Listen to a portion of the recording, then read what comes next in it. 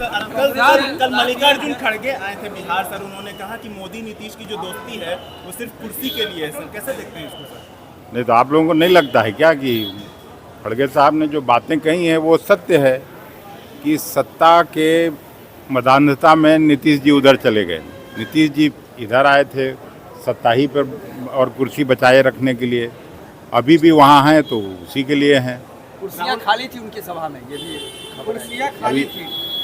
अरे धूप अभी इतना गर्मी है तो इधर उधर होगा, लोग पेड़ की छांव में बैठा हुआ होगा। चिराग पासवान कह रहे हैं कि आप बिहार की राजनीति करेंगे, केंद्र से मंत्री पद से उनकी पार्टी ने कहा है कि वो मुख्यमंत्री करना ही चाहिए सबको, बिहार के लोगों को जो भी राजनीतिज्ञ हैं सामाजिक जीवन में हैं सबको बिहार की चिंता होनी चाहिए। बिहार लगातार पीछे चला जा रहा है।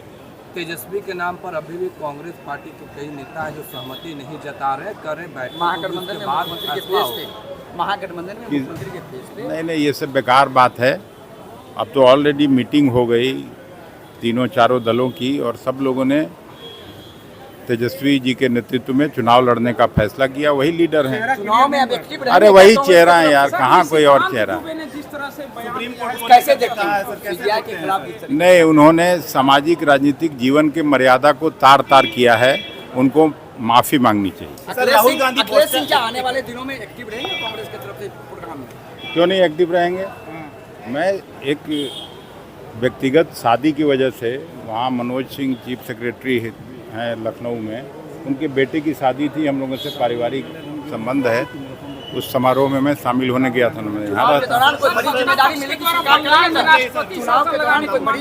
अरे भाई मैं कांग्रेस का कार्यकर्ता हूँ, छोटी जिम्मेवारी भी मिलेगी तो उसका भी निर्वहन करेंगे।